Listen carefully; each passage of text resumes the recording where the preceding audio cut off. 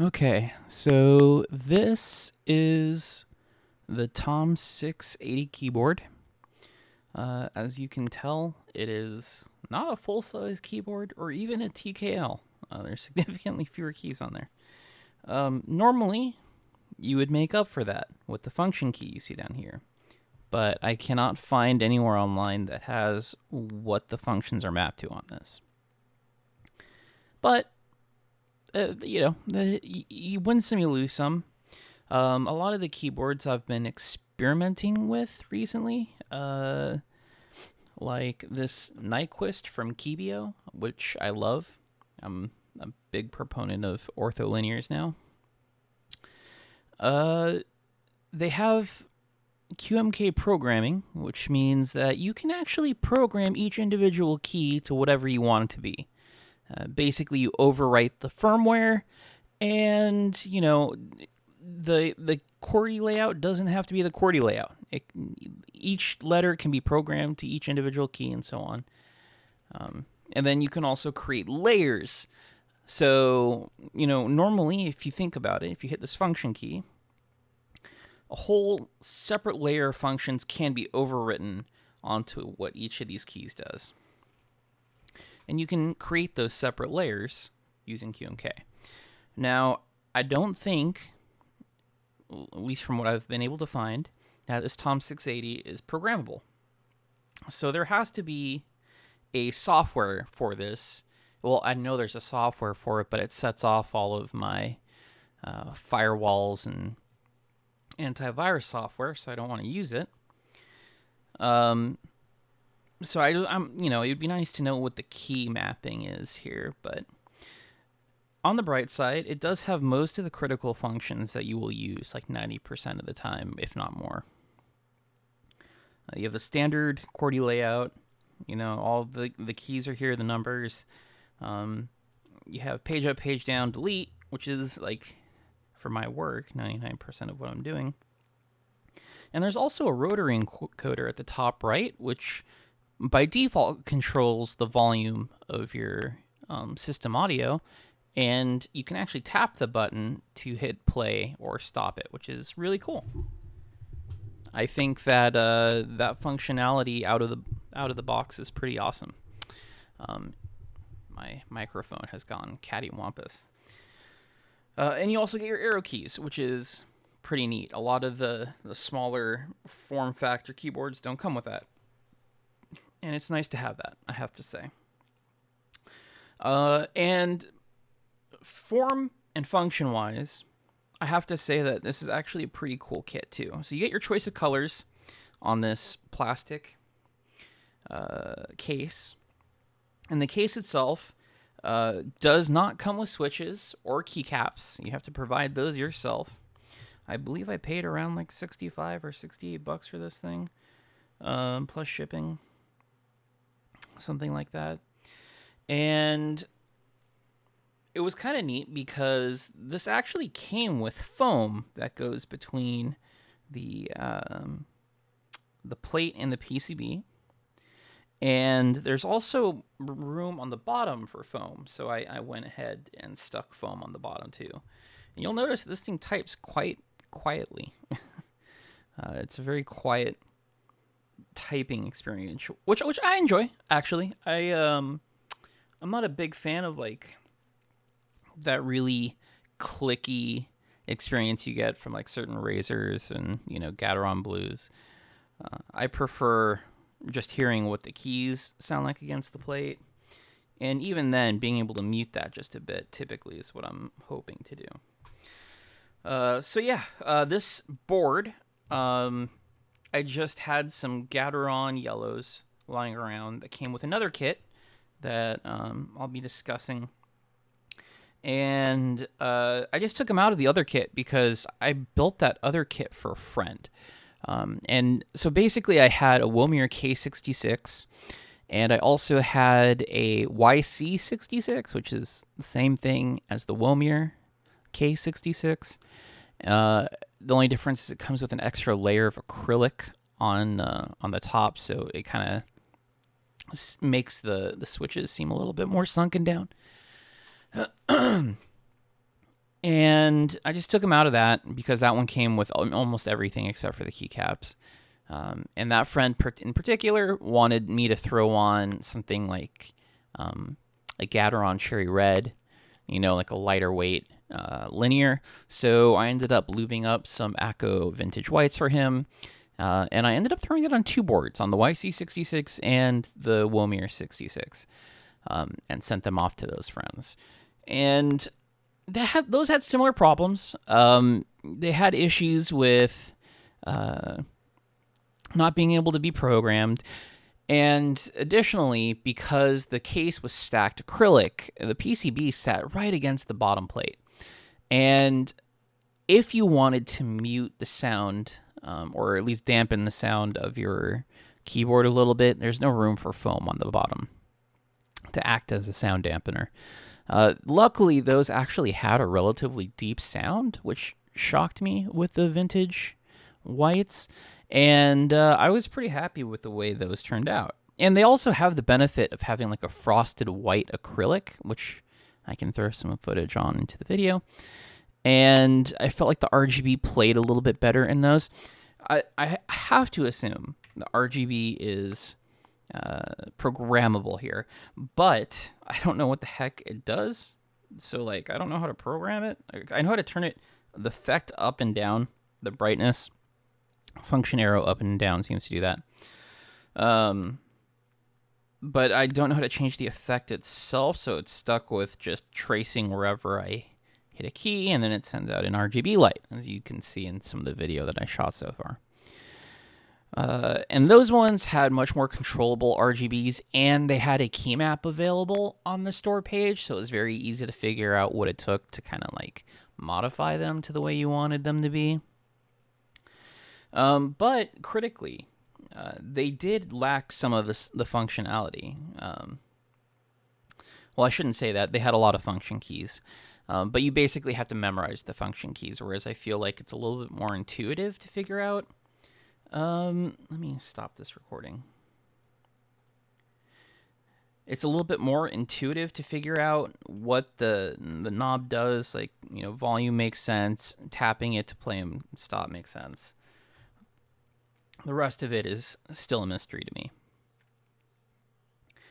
But yeah, the flip side is that you can get different colors on the cases. So if you don't want RGB, but you still have a certain aesthetic in mind, you can pursue that. They have a pretty decent selection of colors.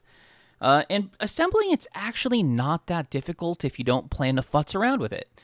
I personally took mine apart, and I ended up lubing the stabilizers because they came completely dry, which I actually appreciated. It's less work for me. From the manufacturer, and I also did the Holy mod. So I just go ahead and dropped in a small strip of Band-Aid to dampen the stabilizer wire, and I like the way it sounds, to be honest. I think for the price, it's pretty impressive. It's a little bit more than it sounds, because $68 doesn't include the cost of switches. Granted, you can grab some Gateron yellows for 23 cents a switch. So for a 70 for 70 switches, you'd be looking, I don't know, $15 in that ballpark ish. Maybe a little bit more. Maybe closer, 15 to $20. But it's still not bad. You're still looking at a typing experience and switches that I think are going to be better than buying something like that Rantopad MXX, which I brought on here as kind of like a retail comparison, right? That Rantopad came with Cherry MX Reds and just standard. It looks like, ABS shine through keycaps, and you can hear the rattle in the stabilizers. The keycap sounds super hollow because they're really thin. It might look okay, but it did have an aluminum housing, or this one is plastic. But overall, I think this is a better experience for typing, at least. And there's something about learning how a keyboard works that I think is just inherently fun for people who have that kind of knack. And then also being able just to build your own thing, There's something to be said about that. But the other thing is that once you start learning how to put together your own affordable kit like this, it gives you the confidence to kind of strike out and find what the right build for you is. And just a small example of that was I went out and bought an Iris Rev 4 for my first kit. In fact, I have it right over here.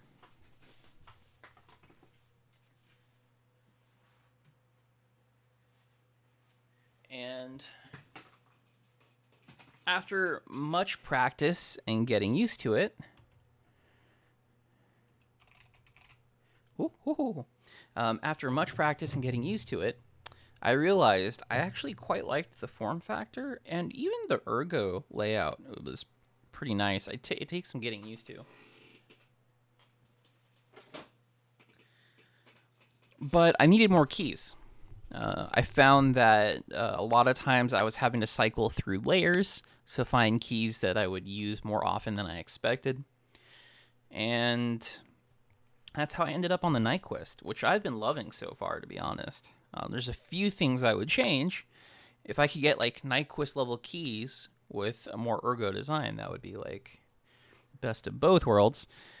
But I found that gaming felt weird on an ortholinear.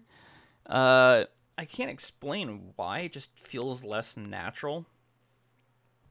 So I've been looking for a small form factor, just to kind of like get back into the gaming thing. And this might do the trick. I'm probably going to change out the keycap layout. These are Lotus XDA caps from Amazon that I got for like super cheap. And I have some caps on the way. Well, not really on the way. I have them ordered. I don't know when they show up. And that's something you get used to, I guess, when you get into mech keyboards or something, which really need to be better explained before I got into mech keyboards. But it does the job for now. And to be honest, I think people should check out this kit. Like, it's this. I know that this is a headphone channel. It hasn't escaped my attention. I've kind of gotten burned out on headphones, and part of that has to do with my work. And I actually got carpal tunnels because I was spending so much time at the keyboard, and that was why I started looking for ergo keyboards, which is why I picked up the Iris, and that started this whole snowball rolling, okay? But there is kind of like an audio aspect to these keyboards. I find that people in the audio community tend to be persnickety about everything. And that's not meant to be like a backhanded compliment or like an insult. It's just, they're very particular about things.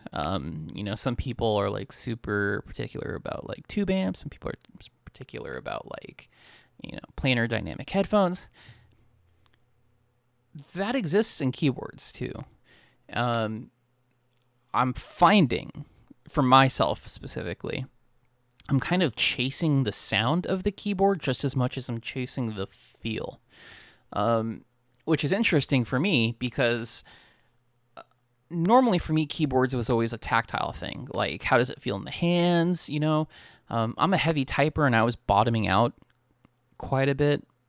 And I ended up going for heavier and heavier keyboards until, I shouldn't say that. I went from standard like crap membrane keyboards to some cherry reds, and then I went from cherry reds to cherry browns.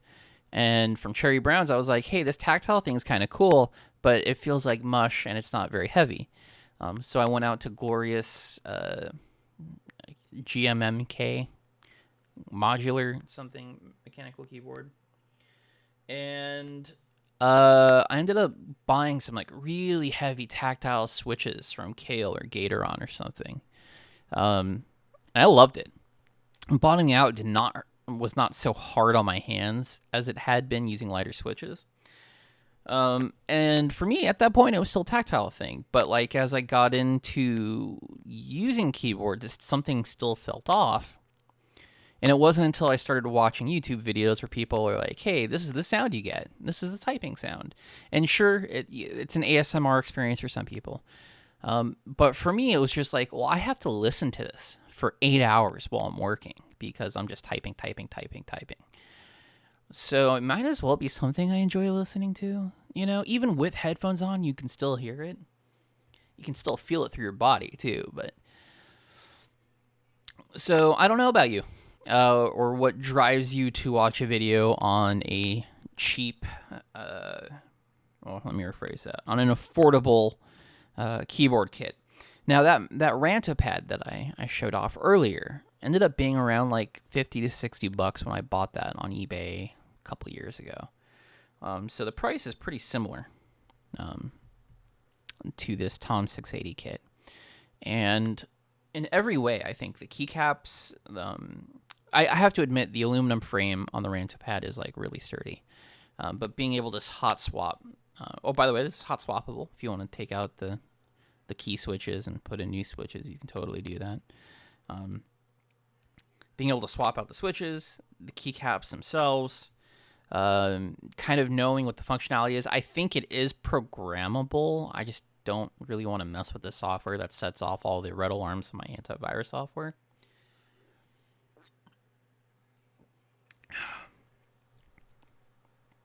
But I don't have to use the software because I'm pretty happy with the default layout.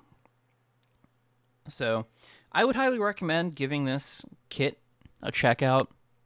Actually, any of the kits I've mentioned so far are pretty much worth a check out, especially because the Keybio kits are not expensive, like by any stretch of the imagination.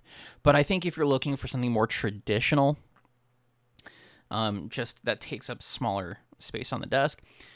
By the way, I'm not sure if you know this, but the reason smaller keyboards, even standard stagger pattern, are more ergonomic is because you don't have to move your hand way out to the side.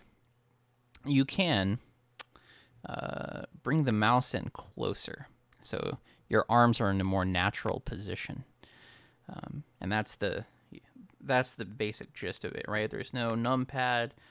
There isn't the huge block in between the arrow keys. So, yeah, that's my ramble on it. You can probably expect to see more of this content. I have some video and audio taken with the Womir and YC66 kit, which is pretty similar. The only difference between them are the keycaps that were used and that extra layer of acrylic on the case. But the switches are the same in both builds. You can look forward to that. I do plan on finishing off the under $50 headphone thing. I've only got one left, which is the Koss. I have been spending time with it. I didn't want to listen to music on it forever and ever. And it's not a hit against the Koss. It's just I kind of got burned out on forcing myself to listen to the cheapest pair of headphones that I owned. So I've been spending time with some things that I properly enjoy. And just kind of trying to de-stress from work. Listening to music and making headphone videos kind of became work itself. And that's kind of when I started building keyboard kits, because that process has been pretty relaxing for me. So you can expect to see a little bit more of both content moving forward. And yeah, that's about it. I hope you enjoyed the video. I know it's rambly. I don't care. Just look at my post history. Clearly, I'm not here to, make millions of dollars. This is just fun for me and something, to give some kind of heads up, or just kind of let the community who does follow me know what's going on, stuff I think is interesting, so on and so forth. So I'm signing out. Have a good day. Thanks for watching, and I'll catch you next time.